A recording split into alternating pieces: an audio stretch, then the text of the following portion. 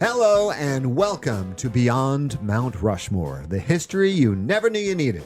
I'm Jeff Hickcox, and across from me, my buddy and pal and our self-proclaimed presidential historian, Stan Nawalaniec. Hi, everybody. How are you? How are you doing there, Jeff? I'm doing great. You know, we've been doing this thing now well over a year, and I'm having a great time doing it, and hopefully we're educating people that are listening to this podcast. It's a lot of fun, and I'm learning and enjoying it as well. This one is going to be a fun one. This one is going to go and test your memory banks, and you may have forgotten about a lot of these people. Gonna hit your funny bone, too. The political frontrunner. Yep. Now, in today's political world, as soon as a president's elected, it's supposed to be 4 years, but the media and both parties, especially the party that lost, start talking about 4 years down the line. Right. The next election. And just after the president is sworn in, the other party usually has their political frontrunner going to be looking good in 4 years. Yes. 9 times out of 10, that is not the person that gets elected president. That is true. Look at Donald Trump when he ran in 2016. Nobody put him as the front runner. He was the joke. Yeah, they thought he was a joke. Yep. That's what we're talking about. Political front runner is a relatively new phenomenon in politics. It's a late 20th century invention because before then there weren't primaries. No. Delegates were chosen at the convention and could switch like they wanted. Yep. And candidates were picked in smoke-filled rooms. And a lot of times you didn't know who the nominee was going to be for your party. Yeah, no, they would debate and they would change their mind and people would change their votes, and it was a big thing. And probably starting in 1968 was when primaries were starting to become important for candidates. Interesting fact. You will listen to your history teachers today. Yeah. Scholars tell you in 1968, Robert Kennedy probably would have been elected president of the United States if he had not been assassinated. Untrue. Right.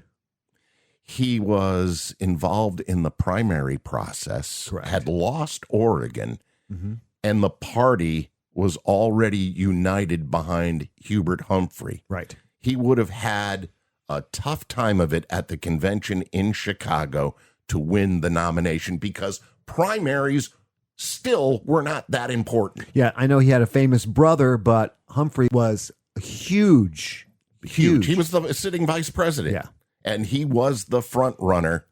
And probably Bobby lives, Bobby dies. Yeah. He would have gotten the nomination. But that's why it's a new phenomenon, the political front runner.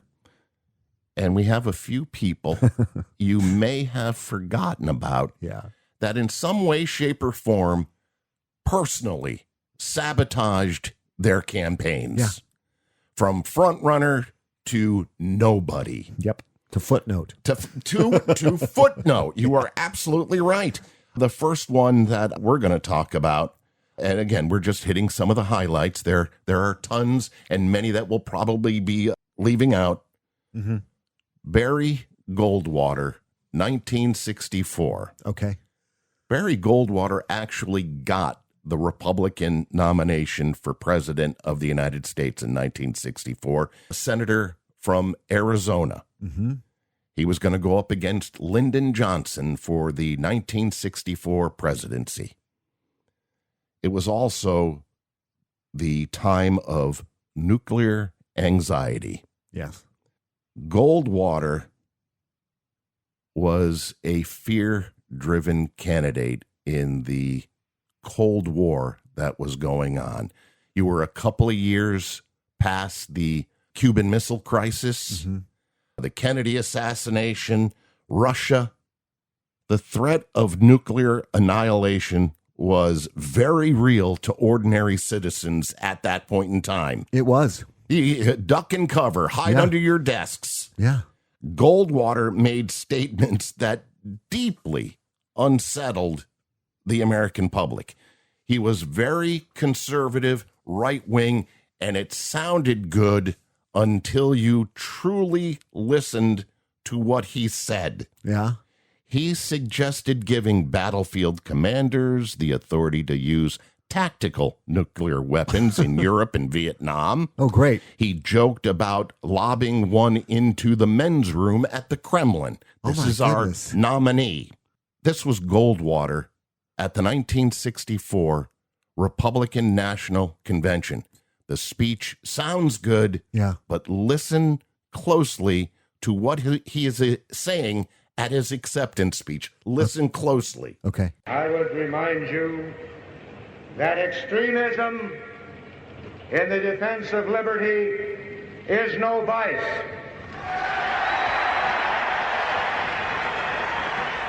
And let me remind you also that moderation in the pursuit of justice is no virtue. So what he's basically Extremism? saying is any means necessary to win. Yeah. And the American public did not want this man's finger on the button. No. For millions of ordinary Americans, this wasn't tough talk.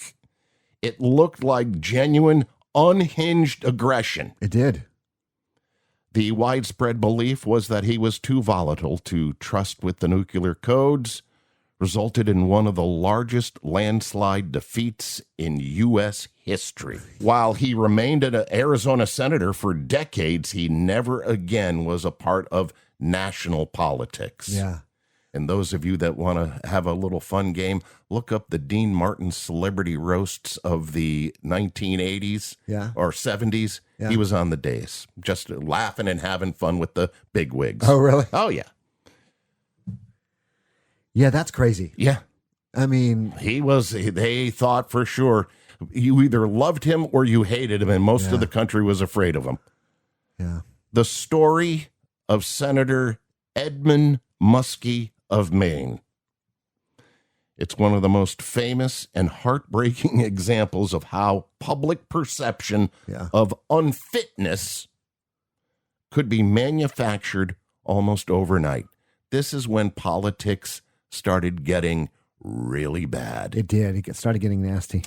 Ed Muskie's candidacy was derailed by a single emotionally charged moment that the public and the media interpreted as a lack of emotional stability. Yeah.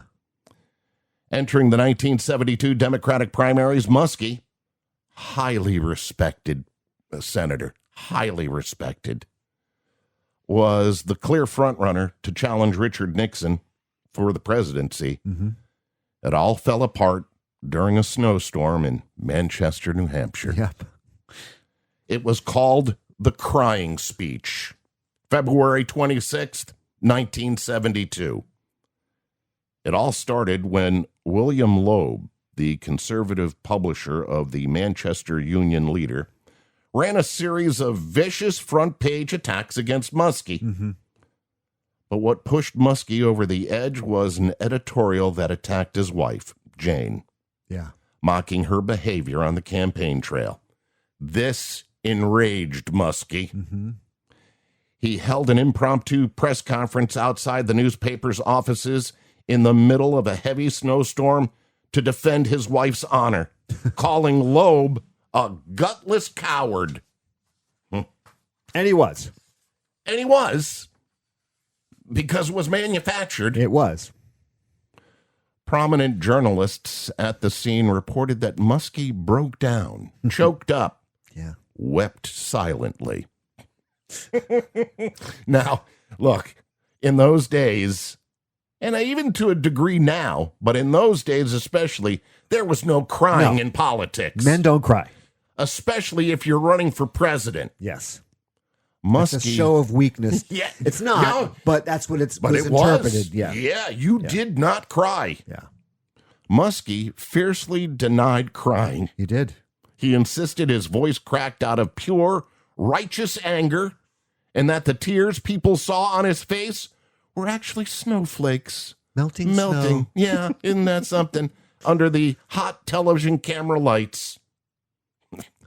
After that incident, the guy that started it all, publisher William Loeb himself, told reporters, If I was voting, I wouldn't vote for a man who gets as excited as that to put his finger on the nuclear button.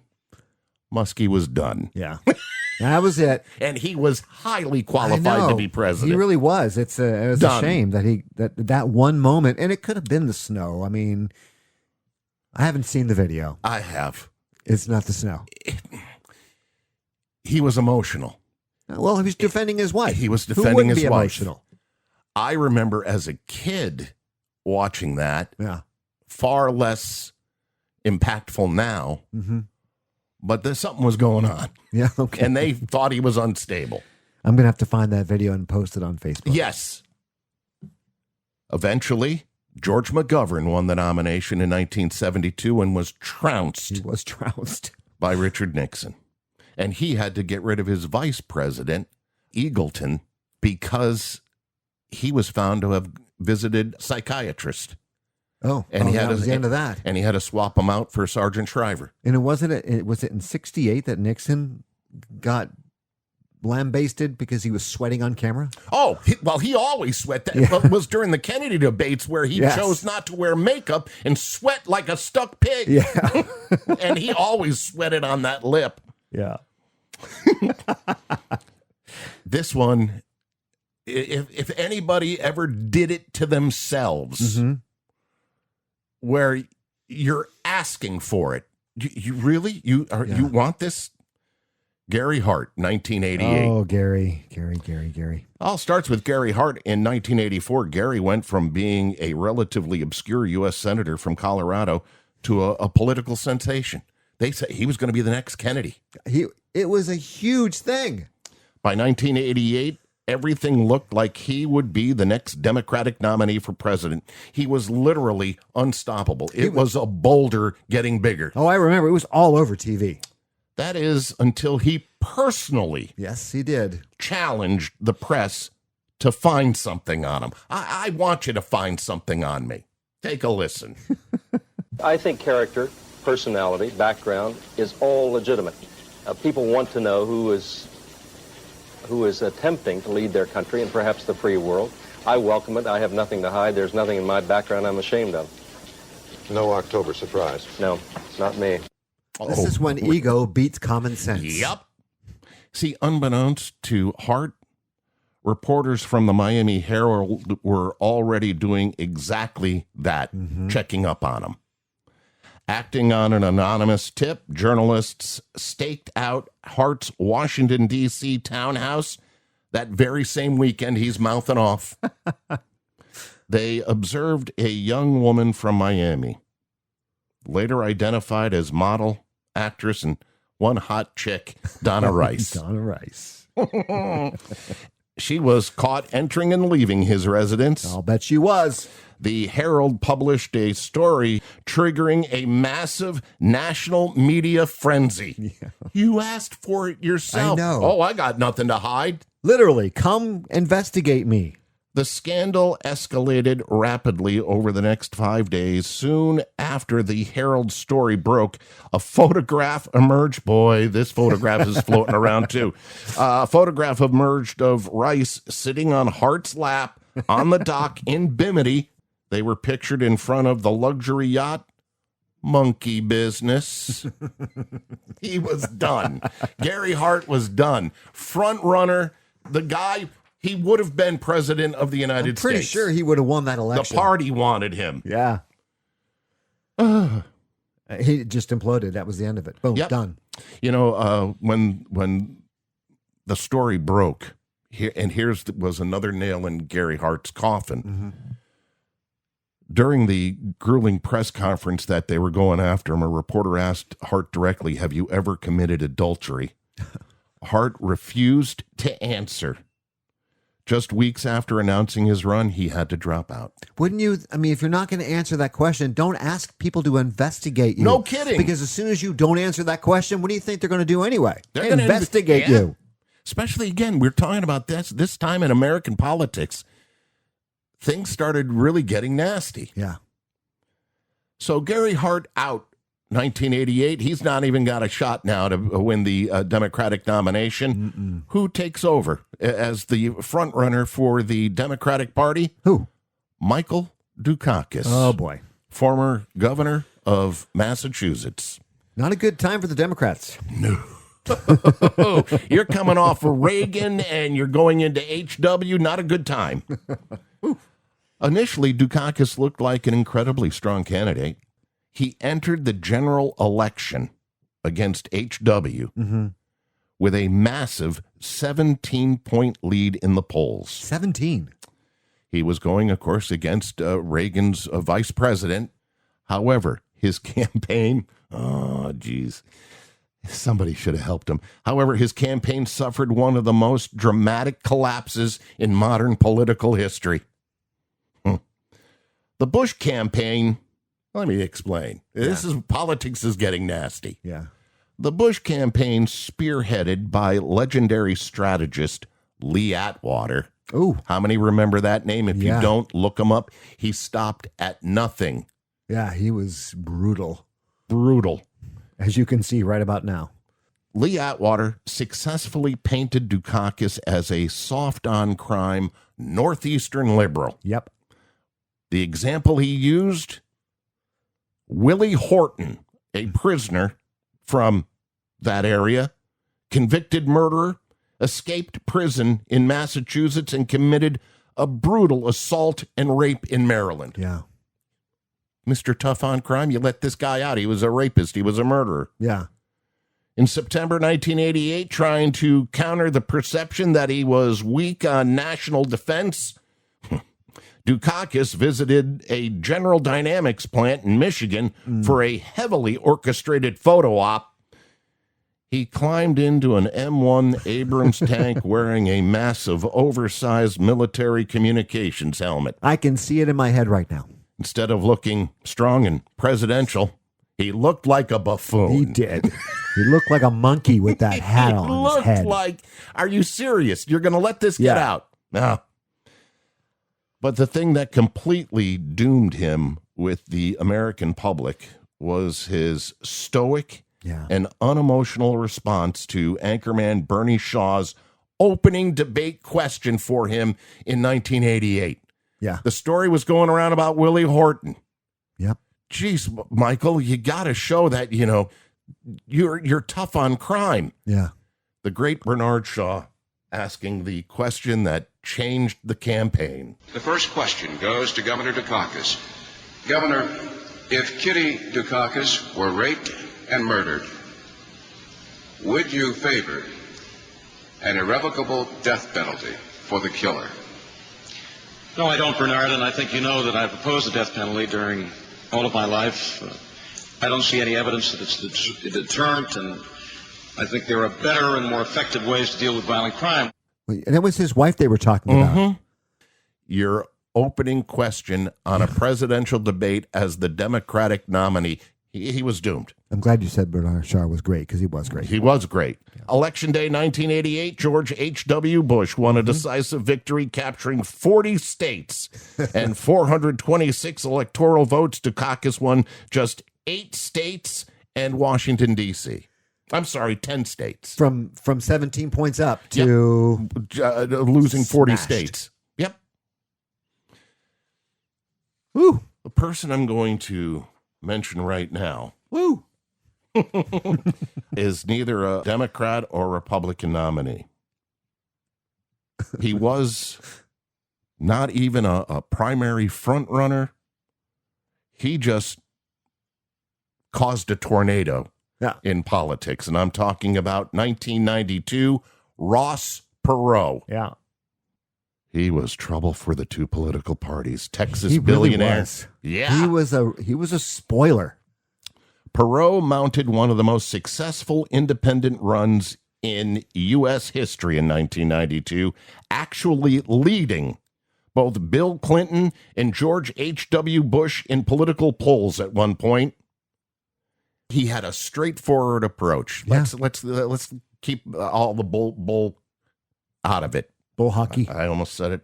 I could have said it. Bullshit. Oh. However, his campaign was severely damaged by a public perception that he was prone to erratic behavior and paranoia. No. Say it ain't so. First, and I want to set the record straight on this. First, he picked his running mate for vice president. His running mate, Vietnam War hero, U.S. Navy Vice Admiral James Stockdale. Yeah. Do we remember James Stockdale? James Stockdale was a great man, a hero. Yes. He was held as prisoner of war at the infamous Hanoi Hilton in Vietnam for 7.5 years. Jeez. He was a Medal of Honor recipient, but highly unqualified to be president of the United States or vice president for that matter. Yeah. And when he was brought in for the political debates, the vice presidential debates, he openly admitted he didn't know what he was there for. Who am I? Why am I here?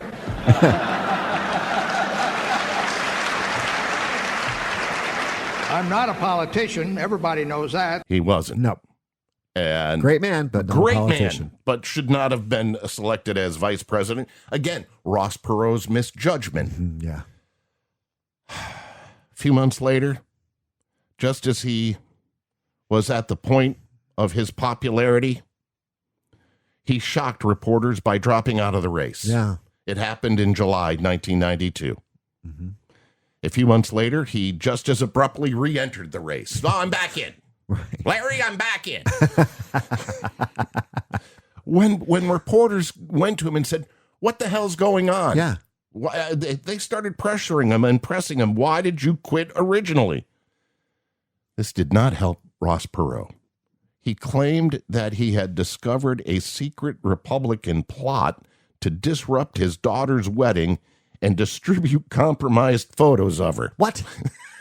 Maybe nudes. Oh, my goodness. A billionaire's daughter nude? Yeah. So, what are the odds? But you know what? He provided no evidence to the claim.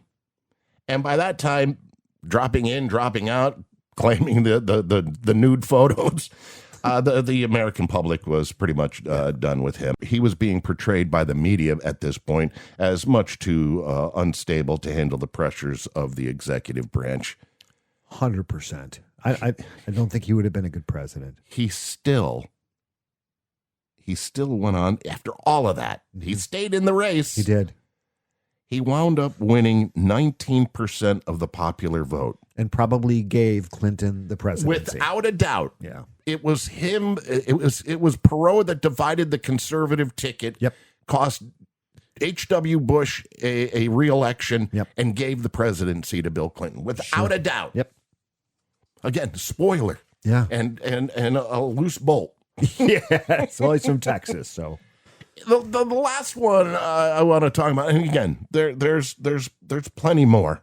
This is my favorite one. But I think everybody's favorite. Oh yeah, one. well, this one I think will always be in people's memory if from a certain generation. They were talking about 2004 Howard Dean, right? Yeah, former Vermont governor, was the undisputed frontrunner for the 2004 Democratic nomination, fueled by massive grassroots energy, an anti-war sentiment. His entire national viability was destroyed in less than 30 seconds. Yes. By an aggressive burst of energy that the public collectively coded as a manic breakdown. Unhinged. It is known to this day as the Dean Scream. Poor guy. We're going to South Carolina and Oklahoma and Arizona and North Dakota and New Mexico. And we're going to California and Texas and New York.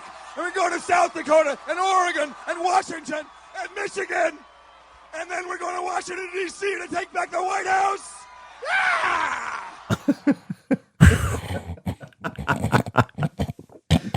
Wow. No. As soon as he did that, the public reacted with immediate unease, deciding that Dean was too unhinged and volatile to face George W. Bush in the general election. Yeah. His campaign plummeted in the polls after that, and he dropped out of the race shortly thereafter. Yes, he did. These are just a few of the candidates we may have forgotten. There are others out there. There's several more. There's George Romney, Mitt Romney's dad. Yeah, he was a politician himself, ran for president a couple of times. 1968, he claimed that he was brainwashed by Vietnam briefings. That was the end of him. Rick Perry, remember Rick Perry? I do, and that wasn't that long ago, and he was a front runner. He was a pretty smart guy, and from Texas, governor, and was leading in the Republican polls. Yeah, and then couldn't remember what the Department of Energy was.